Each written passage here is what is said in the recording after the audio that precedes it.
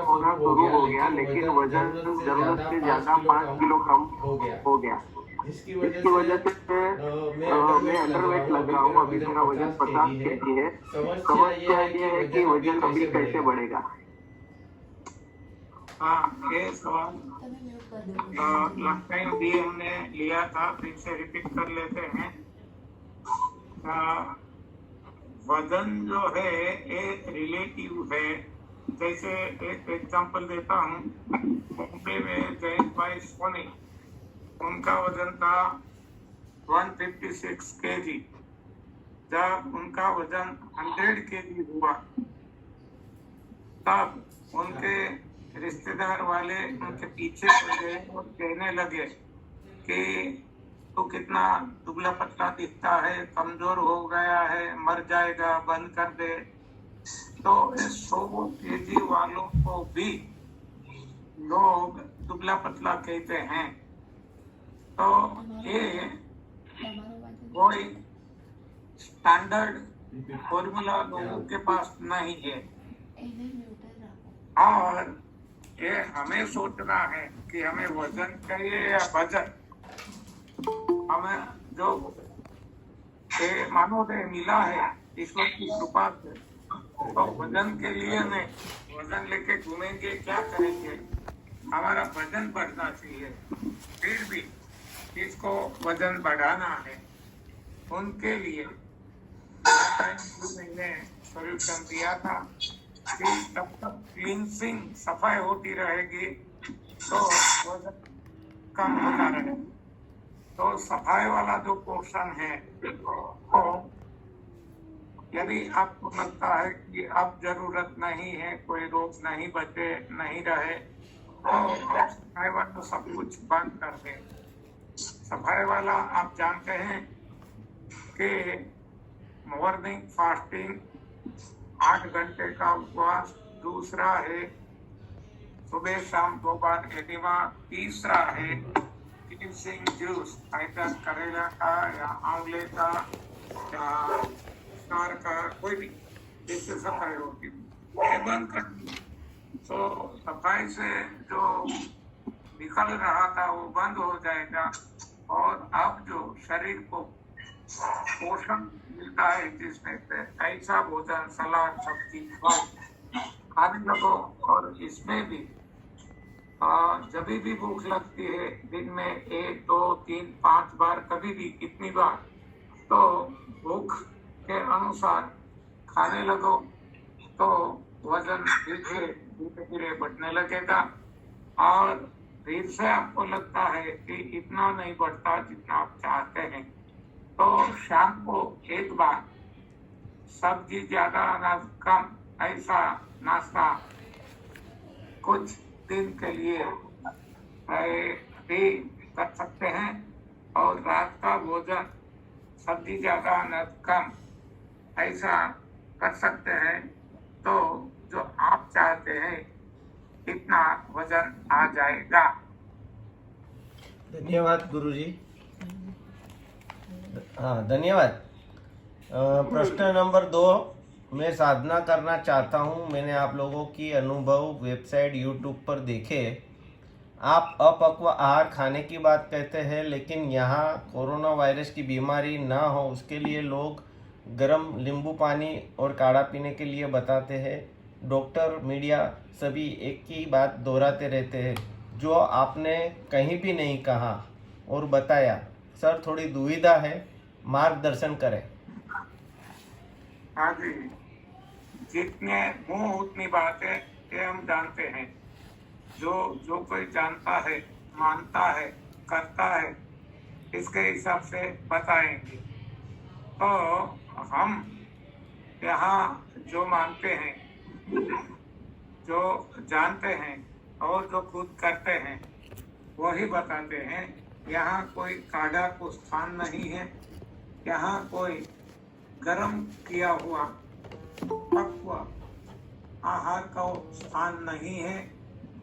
यहाँ तो केवल गॉड गिवन सलाद, सब्जी, फल, सही भोजन जैसे अन्य प्राणी लेते हैं, बस उसका ही प्रावधान है, वो ही हम जानते हैं, पढ़ते हैं, हमारा अनुभव है 21 से 23 सालों का, बताते हैं। हाँ जी। प्रश्न नंबर 3। हेलो साहेब, आप कहते हैं, आप फोन बंद रखिए, बीच में कोई फोन चालू ना रखे, अपना म्यूट पे रखिए अपना फोन। धन्यवाद। जब भी आपको बोलने का मौका देगा आप बोलिए। साहब, प्रश्न नंबर 3 है, आप कहते हैं दिन में कच्चा रात को पक्का भोजन, पक्के में गेहूं की रोटी और दाल चावल की जगह और कुछ ले तो क्या ले सकते हैं? आज मिलेट के बारे में एक ऑप्शन मिला है, क्या वह ठीक रहेगा? आपके हिसाब से बताइए। देखो, यहाँ प्रिंसिपल समझना है, सिद्धांत, तो सब कुछ अपने आप समझ में आ जाएगा। अनाज व दालें वो मनुष्यों का भोजन है, मानव का नहीं। तो मानव को न कोई अनाज खाना है, न कोई दाल, तो फिर एक सवाल ही नहीं उठता। और फिर भी खाना है तो जो आपकी मर्जी में आए खाओ। हाँ जी। हाँ गुरुजी, साधना में 3 साल से कर रहा हूँ, अच्छी तरह से चल रहा है। कुछ महीनों से कमजोरी महसूस लगने लगी है। रिपोर्ट करवाया, हेमोग्लोबिन की कमी, B12 की कमी, D3 की कमी बता रहे हैं और बाल भी ज़्यादा झड़ रहे हैं, क्या करें? हाँ जी, रिपोर्ट ही मत करवाइए।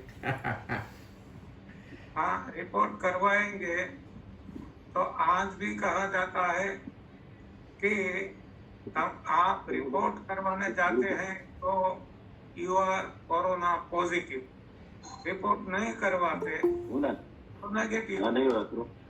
हाँ, तो रिपोर्ट ही क्यों करवाते हैं? रिपोर्ट करवाएंगे तो कुछ न कुछ तो ऐसा निकलेगा या हमारे मगज में डाल दिया जाएगा।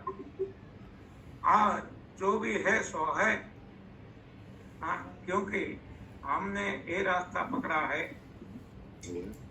तो इसमें जब सफाई होती है तब शरीर के अंदर फिल्टरिंग प्रोसेस शुरू होता है, तो सब कुछ इधर उधर हो जाता है, तो रिपोर्ट अच्छे नहीं आएंगे। और यही इसका वो प्रूफ है कि शरीर में कुछ क्लींसिंग या तो फिल्ट्रेशन प्रोसेस कार्य हो रहा है, तो होने दीजिए। तो या तो रिपोर्ट करवाइए या तो करवाते हैं तो ये सोच समझ के करवाइए कि जो भी जैसे भी रिपोर्ट आते हैं वो उस वक्त के लिए सही है।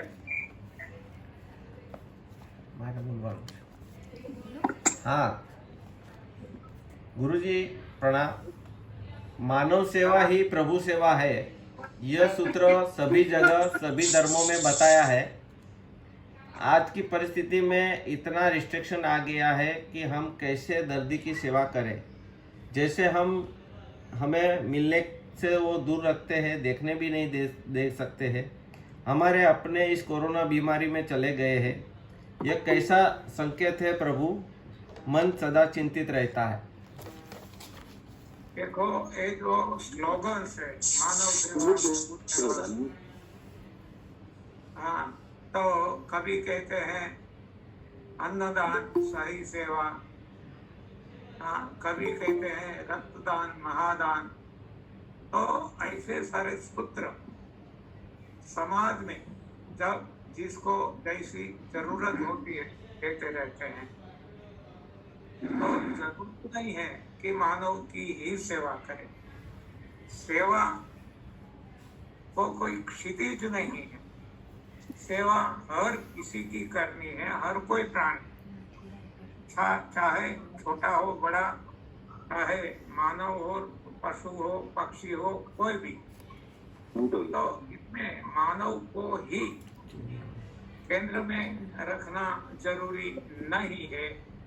किसी की कोई भी प्राणी की सेवा हम कर सकते हैं।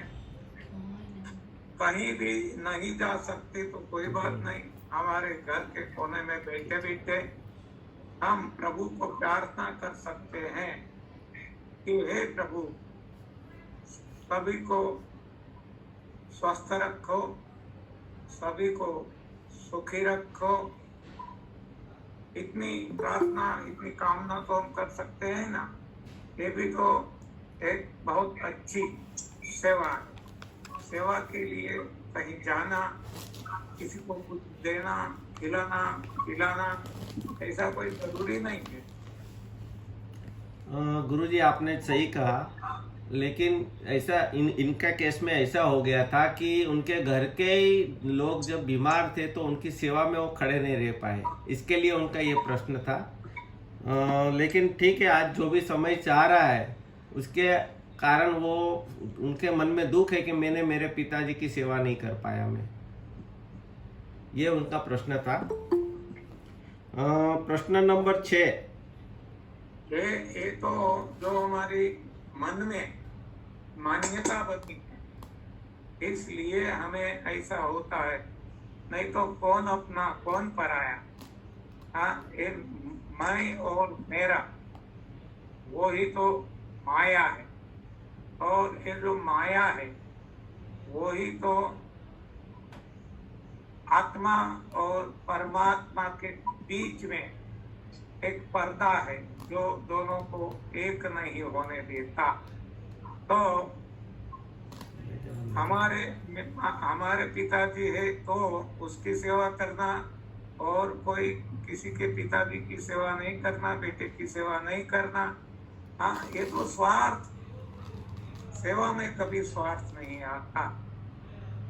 हाँ, सेवा में बस देते ही रहना है और बिना स्वार्थ। और सेवा में वहां तक गीता जी में भी कहा गया है कि दूर दूर का भी स्वार्थ नहीं है।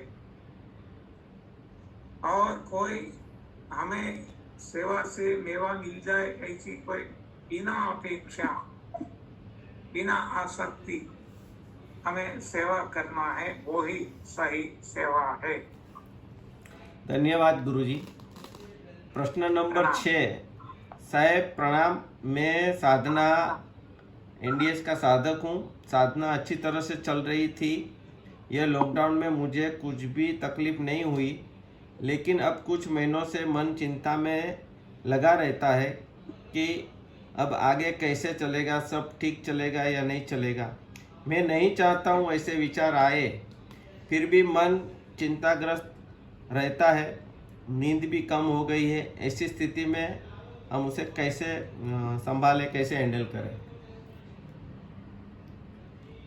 अरे बाबा, आपकी साधना अभी बहुत कच्ची है, बहुत कच्ची। इसकी साधना पक्की है, उनको कभी कोई चिंता नहीं होती, हमें नहीं होती। हम तो ऐसा मानते हैं, हमारे जीवन में आ गया है कि वो ही होता है जो मंजूर खुदा होता है, वो है ही वही जो राम रखी राखा। हाँ, तो ये तो प्रभु की माया है। जो ईश्वर ने सोचा है वही होता है। यहाँ किसी का कोई भी बस नहीं चलता। जो नरसिंह मेहता ने बताया है, हूँ करूँ अज्ञानता, तो ऐसे हम अज्ञानी हैं। और ज्ञान तब है जब हम मानने लगे कि करतल दूजो कोई। जब ये स्थिति आ जाएगी, कोई चिंता जीवन में नहीं रहेगी। धन्यवाद गुरुजी। प्रश्न नंबर 7। साहेब, एनडीएस साधना तप सेवा सुमिरन की साधना है। ये अच्छी तरह से जानता हूँ और करता भी हूँ। अब ऐसा क्यों हो रहा है कि साधना ठीक से नहीं हो रही है? मैं जानता हूँ इस समय प्रभु की याद और प्रार्थना में ध्यान में रहना चाहिए, लेकिन ऐसा हो नहीं रहा। मन डगमगा सा जा रहा है। क्या कमी हो सकती है? कैसे आगे बढ़े? सर, ज़्यादातर प्रश्न मैंने देखे हैं कि उनके मन में ये जो समय में जो मीडिया के मार्फत जो फैला हुआ है, उनका जो डरावना जो माहौल हुआ है, उसकी वजह से इनके सभी के प्रश्न में कहीं ना कहीं नेगेटिविटी दिख रही है। हालांकि हमारी साधना उससे ऊपर है। आपने जो कहा तो ये समझ में बात आती है, लेकिन इनका जो प्रश्न है वो आप उसका समाधान करें। जानामि धर्मं च न च मे प्रवृत्ति, जानामि अधर्मच्च न मे निवृत्ति। ये स्थिति दुर्योधन की थी। ऐसी स्थिति जिसकी भी होती है, उनके मन में ऐसी चिंता व्यग्रता रहती है। तो उनको प्रभु भक्ति करना है। प्रभु भक्ति के लिए तप, सेवा, सुमिरन की साधना को सही ढंग से सोच समझकर अपनाना है। आप जो कहते हैं वैसी स्थिति शुरू में हमारी भी थी, लेकिन आज नहीं है, क्योंकि आज हमने ये साधना फॉलो करते करते खुद को अपलिफ्ट कर लिया है। तो हमारे सारे बेरियस टूट गए हैं। तो आज हमें हमारी स्थिति दुर्योधन जैसी नहीं है, लेकिन भक्त नरसिंह और भक्त मीराबाई ऐसी स्थिति बन चुकी है। तो इसके लिए साधना में आगे बढ़ने की आवश्यकता है। धन्यवाद गुरुजी। प्रश्न नंबर 8। सर, मैं एनडीए साधना में करता हूँ। दिन में कच्चा, रात को पक्का भोजन लेता हूँ। अब दोनों वक्त कच्चे पे रहना चाहता हूँ। शुरुआत भी कर दी है, अच्छा भी लग रहा है, पर घर से बहुत विरोध हो रहा है। दोस्तों यारों में भी नाराज़गी है। घर पर सब नाराज़ है, लेकिन मुझे अच्छा महसूस लग रहा है। इन सभी की नाराज़गी मैं कैसे दूर करूं? देखो, ये मार्ग हमें तय करना है। ये तो सहज है, ये तो होता ही रहेगा। जैसे कल ही मेरी बात हुई है, रेणुकाबेन लखानी करके ह्यूस्टन यूएसए में हैं। वो कहते हैं कि मैं जब भी खाती हूँ तो अपक्व आहार ही खाती हूँ। और वहां तक कि मेरे मम्मी पापा मेरे साथ है, उनको भी जहां तक हो सके मैं प्रयास करती हूँ कि वो पक्वा आहार ना ले। मेरे बच्चे हैं, एक लड़का एक लड़की, दोनों परिणीत है।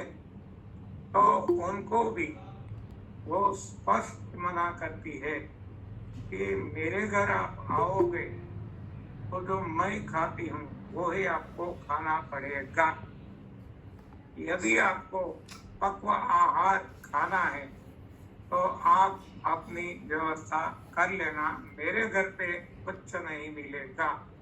और मेहमान भी कोई आते हैं, ये तो अपने वाले हो गए, कोई मेहमान आते हैं तो उनको भी वो स्पष्ट कहती है कि मेरे घर पे पक्व आहार नहीं मिलेगा, क्योंकि जब मैं खुद मानती हूँ कि पक्व आहार जहर है और मैंने छोड़ दिया, तो अब मैं ऐसा भोजन आपको कैसे खिला सकती हूँ।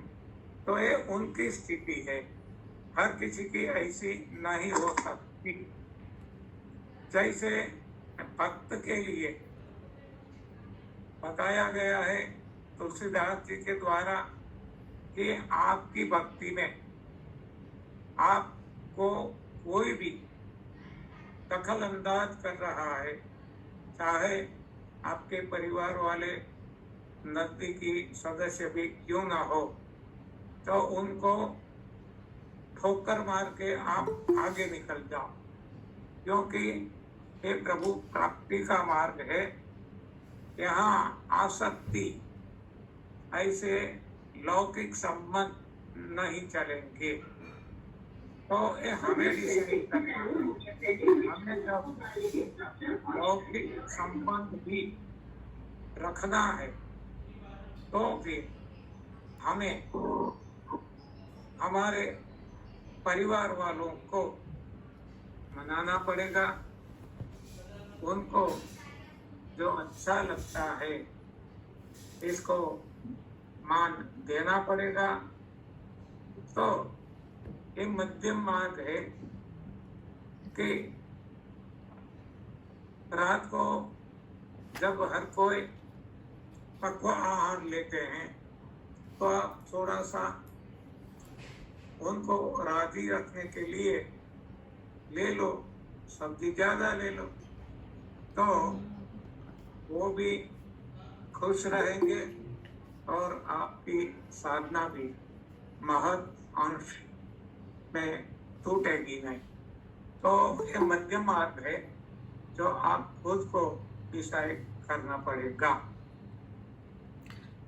बहुत अच्छी तरह से सर आपने समझाया, क्योंकि साधना जब तक हम पूरी तरह से करेंगे नहीं तब तक इसका कोई जो हम चाहते हैं उस तरह से हम जीना चाहते हैं। लेकिन अगर साधना में देखें तो हम प्रभु की मर्जी में जितना जिएंगे और प्रभु के संग जिएंगे, और साधना को समझकर अगर हम लोगों के साथ व्यवहार करेंगे तो लोग भी धीरे धीरे उसको एक्सेप्ट करने लगते हैं। समय लगता है लेकिन एक्सेप्टेशन लोगों में आ जाती है।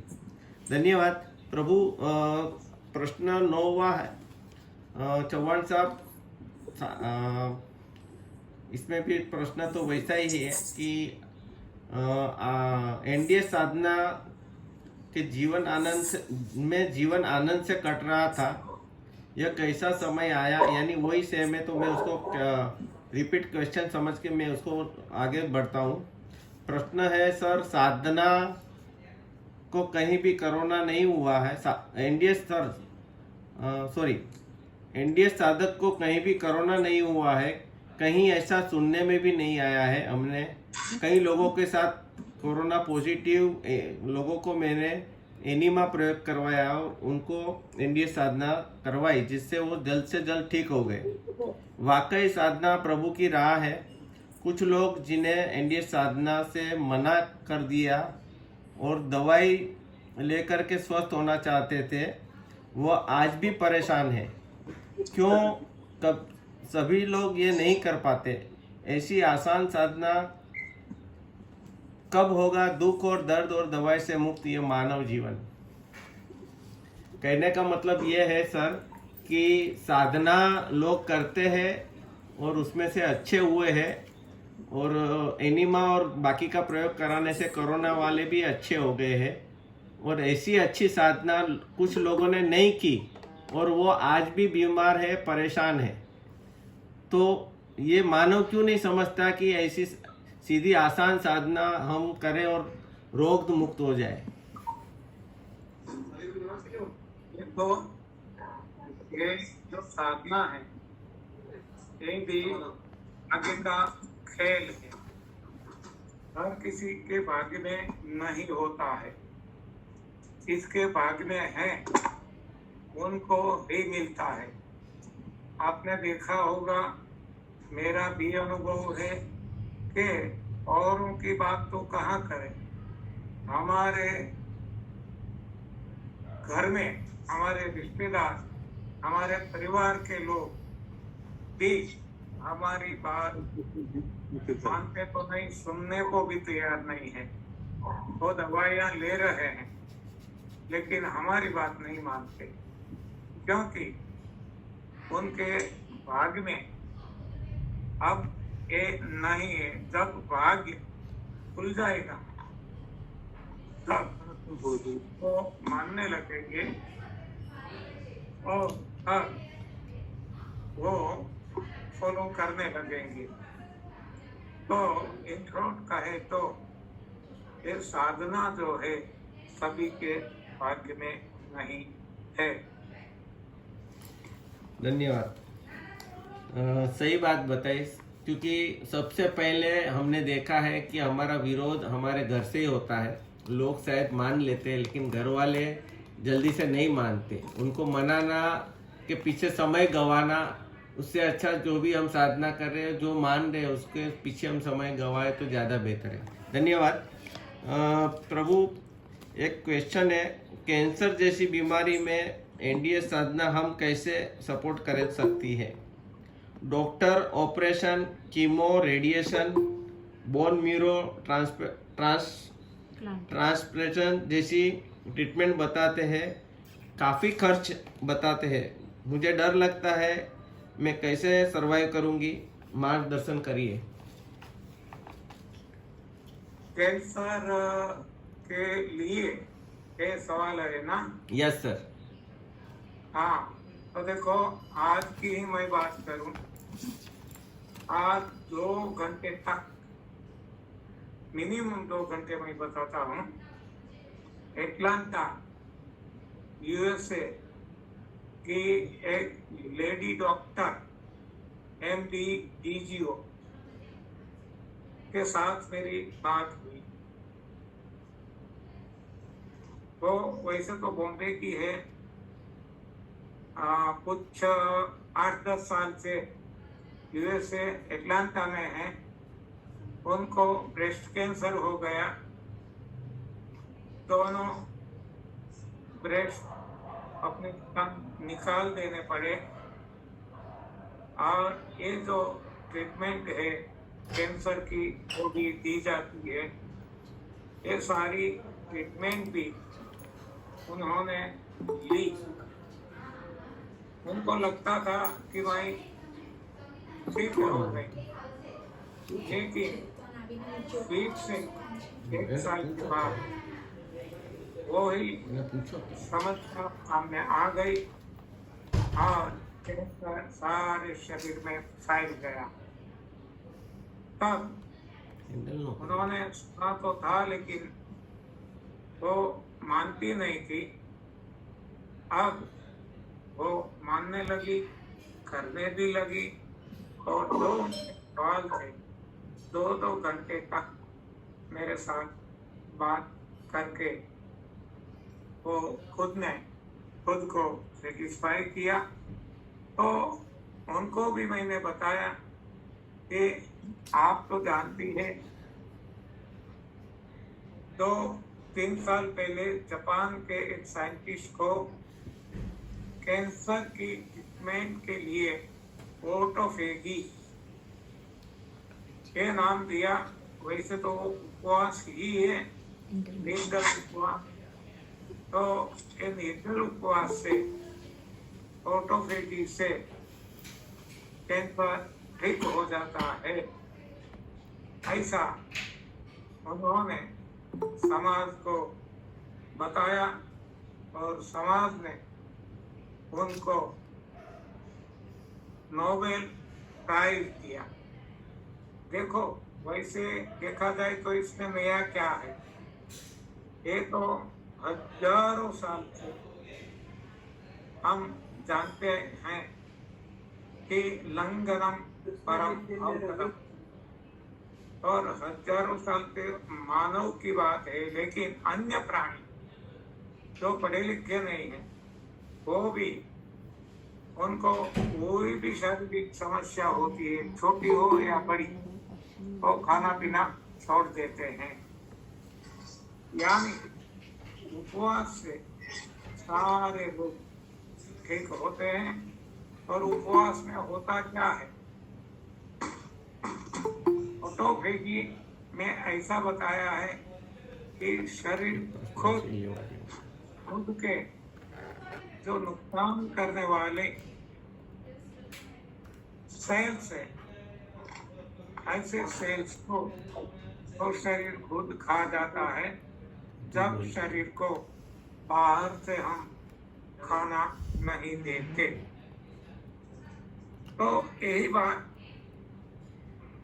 आयुर्वेद में भी बताई है कि आहारम पचति शिखी दोषान आहार वर्जिता, यानी कि जब खाते हैं तो हमारा शरीर खाया हुआ जो भोजन है उसको पचाने में लग जाता है, और जब खाना पीना बंद कर देते हैं तब शरीर के अंदर जो दोष, जो मल है, जो इम्प्यूरिटीज है, जो गंदगी है, उसको निकालने में लग जाएंगे। तो स्वाभाविक है कि जब गंदगी निकल जाती है, कूड़ा कचरा निकल जाता है, शरीर शुद्ध हो जाता है, शरीर निर्मल हो जाता है, शरीर निरोग हो जाता है। चाहे कैंसर हो, चाहे टीबी हो, चाहे कोई भी रोग हो, तो इतना सरल है समझना कि शरीर यदि अंदर से गंदा है तो कोई ना कोई रोग होंगे ही, लेकिन यदि शरीर को हम साफ सुथरा रखते हैं तो शरीर में कभी कोई रोग नहीं होगा, और है तो भी निकल जाएंगे। तो आप सब जानते हैं कि एनडीएस फॉलो करने के लिए शुरुआत में तो कोई नहीं आते, वैद्य डॉक्टरों के पास चले जाते हैं, और जब ये लोग हाथ खड़ा कर देते हैं, जवाब दे देते हैं कि अब हमारे पास कोई दवाई नहीं, तब ये लोग हमारे पास आते हैं, एनडीएस के पास आते हैं, और एनडीएस में हम बस यही करवाते हैं, समझाते हैं तो करते हैं। तो लास्ट स्टेज जहाँ जवाब दे दिया था डॉक्टरों ने, ऐसे केसेस भी ठीक हो गए। ऐसे बहुत सारे केसेस है, चाहे लिवर कैंसर हो, चाहे ब्लड कैंसर हो, चाहे और कोई कैंसर हो, तो लास्ट स्टेज क्या, लास्ट वक्त के जहाँ 2-5 दिन का मेहमान बताया गया था, वैसे मरीज भी ठीक हो गए। आज कितने साल हो गए हैं और सारे रिपोर्ट्स नॉर्मल आ रहे हैं। तो ऐसे बहुत सारे केसेस है। एक राजकोट के थायराइड कैंसर का केस है, चंद्रिकाबेन विठ्ठलभाई पाचानी, उनको थायराइड को कैंसर हो गया था। तो बेन के भाई वो एमडी डॉक्टर है, उन्होंने एक थायराइड तो निकाल दिया था, दूसरा निकालने के लिए बताते थे, लेकिन एनडीएस फॉलो करने का निश्चय कर लिया, नहीं निकाला। तो आज करीबन 15 साल से ज्यादा हो गया, कोई थायराइड का कैंसर नहीं है, तो रिपोर्ट करवाते रहते हैं, सारे रिपोर्ट नॉर्मल आते हैं। तो ऐसे तो बहुत सारे केसेस हैं। तो केवल इतना है कि शरीर की सफाई करनी है। शरीर यदि साफ सुथरा हो जाता है और यदि हम पहले से ही साफ सुथरा रखते हैं तो शरीर में कोई भी रोग होने की संभावना ही नहीं रहती। धन्यवाद प्रभु जी। आपने जो बताया, वैसे मेरे पिताजी को भी कैंसर था, और डॉक्टर ने 4 महीने दिएंगे ऐसे बताया था, और मैंने ये एनडीएस साधना में उनको करवाई, और वो 4 साल अच्छी जिंदगी जिए विदाउट एनी ट्रीटमेंट। और जब भी उनका देहांत हुआ तो इतने पीसफुल, हमें वो आनंद से गए, यानी इतनी अच्छी मौत भी उनको मिली। यानी ये साधना में वाकई में इतना तो है कि आदमी जो करता है उसको उनकी मौत सुधर जाती है सर। ये बात तो सही बात बताई आपने। ऐसे तो हमने बहुत सारे केसेस देखे हैं, सुने हैं, लेकिन खुद के परिवार का मैं बताऊं, जैसे आपने पिताजी का बताया, वैसे मेरे बड़े भैया, उनको प्रोस्टेट कैंसर डॉक्टरों ने बताया था और सर्जरी के लिए बोला था। हमने कुछ भी नहीं करवाया और पेशेंट को तो बताया भी नहीं, पता भी नहीं चला, और एट द एज ऑफ 83 उनका देहांत हुआ, और वो भी एकदम नेचुरल डेथ। वैसे हमारा दामाद, उनको ब्लड कैंसर था, वो तो हॉस्पिटलाइज भी हुए थे, दवाइयाँ भी शुरू कर दी थी, लेकिन जब से हमें पता चला, हमने अपने पास बुलवा लिया और ये सारी बातें बताई। उन्होंने एनडीएस फॉलो किया, दवाइयाँ बंद हो गई, और लंबे समय तक वो अच्छा जीवन जिए। और जब मौत हुई ये दामाद की और बड़े भैया की, एकदम सहज मौत हुई। तो ऐसे तो बहुत सारे केसेस हमने देखे और सुने भी हैं। जरूर, ये बहुत ही ऊंची साधना है गुरुजी। नर्वस सिस्टम में तकलीफ है, तनाव रहता है, उसकी वजह से नसों में खिंचाव होने लगता है।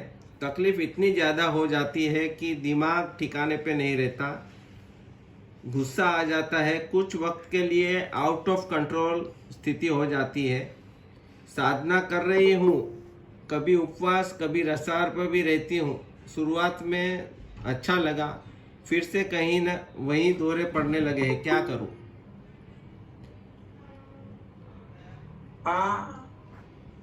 ये साधना है, तो जैसे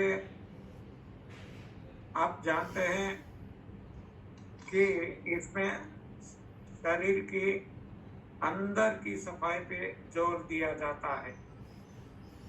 तो जितनी सफाई शरीर खुद की अंदर से कर सकता है, उतना फायदा महसूस होता है। लेकिन कोई ऐसा परमानेंट डैमेज हो गया है तो स्वाभाविक है कि अब वहाँ कोई चांस ही नहीं बचा है इसको ठीक करने का। तो शरीर अपनी कोशिश तो करता रहेगा, लेकिन वो भी उनकी मर्यादा रहेगी। तो जितना कर सकेगा शरीर करेगा, लेकिन हर कोई हिस्से में 100% ठीक हो ही जाएगा, ऐसा सोचना भी योग्य नहीं है। गुरुजी, आज का एक लास्ट क्वेश्चन नहीं है, एक स्वामी जी है वेदानंद जी करके, जिनका आश्रम बिहार में है, उनका आपके लिए एक निवेदन है जो मैं आपके सामने पढ़ता हूँ। गुरुजी प्रणाम। साधना शुरू करने से पहले काफ़ी प्रश्न थे, लेकिन अब कोई प्रश्न नहीं रहा है और ना ही कोई प्रॉब्लम है। एनडीएस साधना इतनी सर्वश्रेष्ठ साधना है जहाँ सभी बातों का आसान से समाधान है। शरीर शुद्धि से प्रभु प्राप्ति की ओर यह साधना का मुख्य उद्देश्य होना चाहिए। किसी और जगह इतनी गहराई वाली बात इतनी सरल तरीके से नहीं समझाई है। तप सेवा सुमिरन के विषय में सभी कार्य करते हैं अलग अलग अपने तरीके से, लेकिन मैंने देखा है सभी का स्वास्थ्य कहीं ना कहीं बिगड़ा हुआ है, मेरा भी बिगड़ा हुआ था, लेकिन अब मैं स्वस्थ हो गया हूँ। आपको बहुत बहुत धन्यवाद। मेरे सभी भाई बहनों से निवेदन है कि आप सभी भाग्यशाली हो जो आपके साथ ऋषि समान चौहान साहब जैसे व्यक्ति हमारे साथ हैं। चौहान साहब, आपको आपकी सेवा को फिर से प्रणाम और नमन मैं आपको मिलना चाहूँगा। जब भी मौका मिलेगा मैं आपको मिलूँगा ज़रूर। आपका एक साधक सेवादार। देखिए, आज तो इस मीडिया के द्वारा हम भी आपको शत शत प्रणाम करते हैं और सारे साधक परिवार को भी हमारा कोटि कोटि वंदन। धन्यवाद। गुरुजी, अभी मैं कुछ एक्सपीरियंस लेना चाहूँगा। तो गिरीश भाई दोषी है हमारे साथ। गिरीश भाई दोषी, अपना मोबाइल अनम्यूट करके मेरे से बात करें। गिरीश भाई दोषी नहीं लगते आज। नहीं।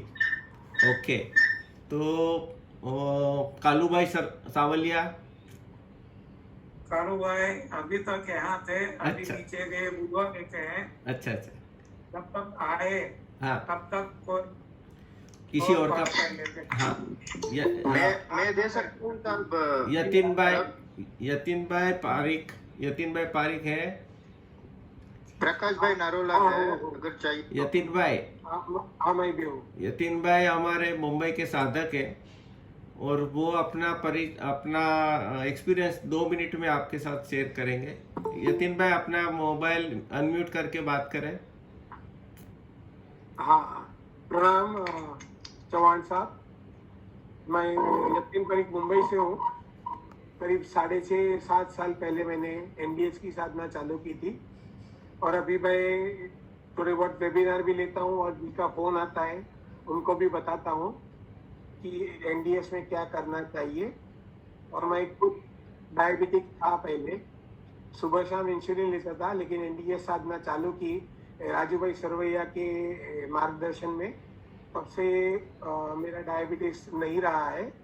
मेरा इंसुलिन जो सुबह शाम 2 बार लेता था दिन में, वो भी बंद हो गया था और मैं सभी फ्रूट खाता था। जो कि अभी भी किसी का एक प्रश्न था कि बनाना खा सकते हैं, केला खा सकते हैं डायबिटिक हो तो, लेकिन इम्पोर्टेंट है कि हम कोई भी फ्रूट खा सकते हैं, लेकिन उसके वो सिर्फ कच्ची चीज़ खाए, कच्चा फ्रूट खाए तो ही अच्छा है। उसके साथ वो पका हुआ खाए तो फिर दिक्कत होती है।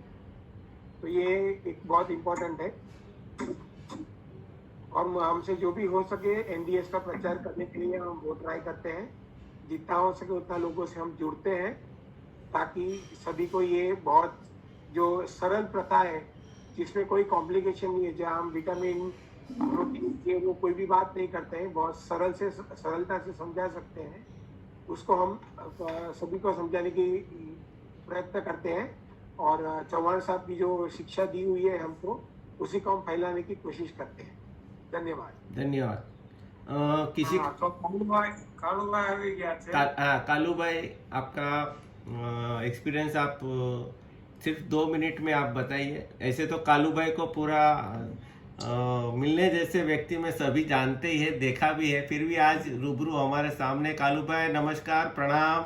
कैसे हो बोलने की जरूरत नहीं है मुझे आपको, क्योंकि हम जिसके साथ जुड़े हैं उसको कैसे हो, नहीं हम तो अच्छे ही है। तो आप अपना परिचय ने आप अपना एक्सपीरियंस बहुत 2 मिनट में आप बताइए। बस यही शुगर था, आज 17 साल हो गया, एक भी दवा की गोली नहीं खा रहा हूँ। 17 साल पहले 20 गोली खा रहा है। चर्म रोग था, बहुत रोग थे और शुगर 400 शुगर रहता था।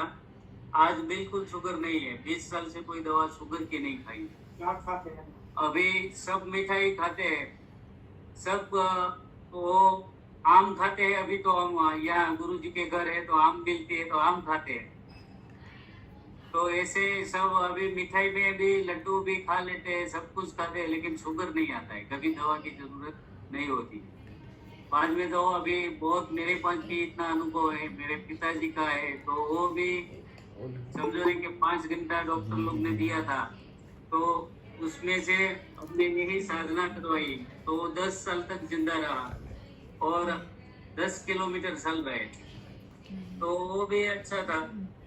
बाकी तो सब लोग अच्छे ही है, अभी हमारा परिवार पूरा सब यही फॉलो कर रहे हैं, तो सब की एक लोग की दवा नहीं आती है घर में, किसी को दवा लेने की जरूरत नहीं।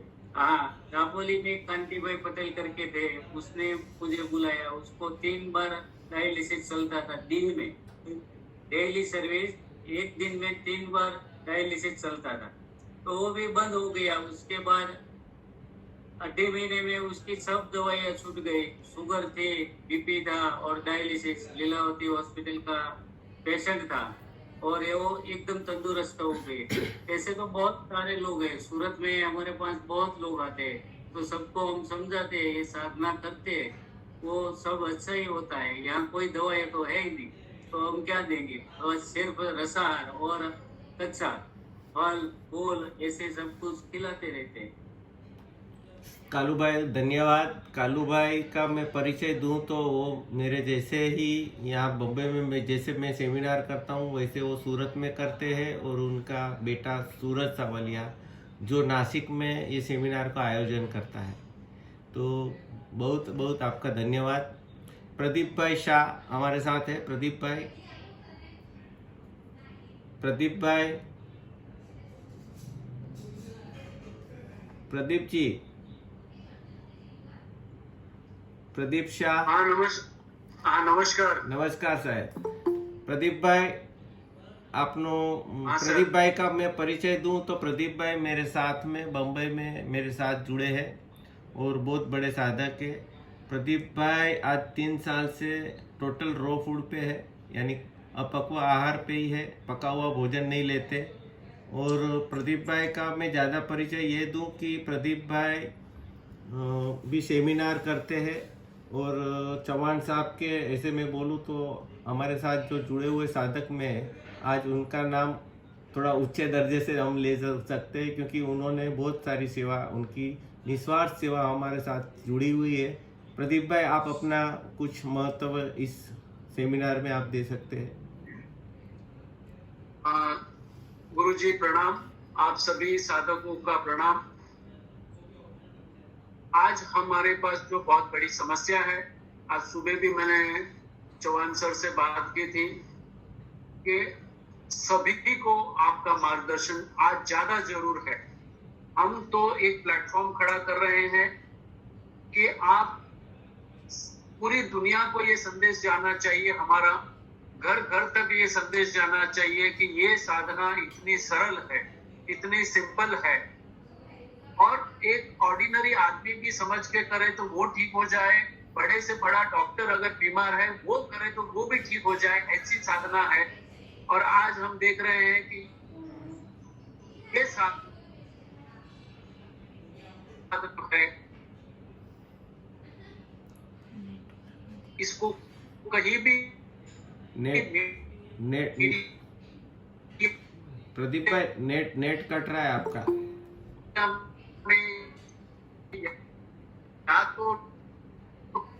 नेट कट रहा है आपका। वॉइस नहीं आती सर, वॉइस नहीं आ रही। नहीं करते हैं। अगर सर से विनती है, हाँ, सभी को एक बड़ा नेट का प्रॉब्लम है। एक मिनट आएगा कुछ, अभी आ रहा है, आवाज आ रहा है। हेलो, हाँ आ रहा है, आ रहा है। हाँ, तो हाँ मेरी गुरुजी से विनती है कि आज की परिस्थिति में ये साधना को हम कैसे आगे ले जाए, उसका मार्गदर्शन हम सभी को दे। क्या करना चाहिए आज की परिस्थिति में और कैसे ये साधना को जन जन तक पहुंचाए, उनका मार्गदर्शन करेंगे तो ये बहुत सही होगा। साधना को फैलाने की बात है, बस उसी का मार्गदर्शन के लिए हम उनसे विनती करेंगे। धन्यवाद प्रदीप जी। हम दूसरा सेशन रखेंगे कभी शॉर्टली, यानी 1 वीक के अंदर या तो 1 वीक के बाद, जैसे गुरु जी का समय मिलेगा हमें हम फिर से ये सेमिनार वेबिनार चालू रखेंगे। वहाँ पे आप लोगों से एक और निवेदन, जो इस साधना ये वेबिनार से जुड़ा है, उनके जो भी प्रश्न है वो प्रश्न आप मुझे भेज दीजिए, ताकि मैं गुरुजी के साथ फिर नेक्स्ट सेशन में मैं उनसे बात कर पाऊँ। धन्यवाद आप सभी का, गुरुजी प्रणाम। और यहाँ पे ये मीटिंग को मैं बंद यानी एंड कर रहा हूँ, जिससे हम फिर नेक्स्ट टाइम जुड़ेंगे। धन्यवाद फिर से एक बार आप सभी का, धन्यवाद। प्रणाम।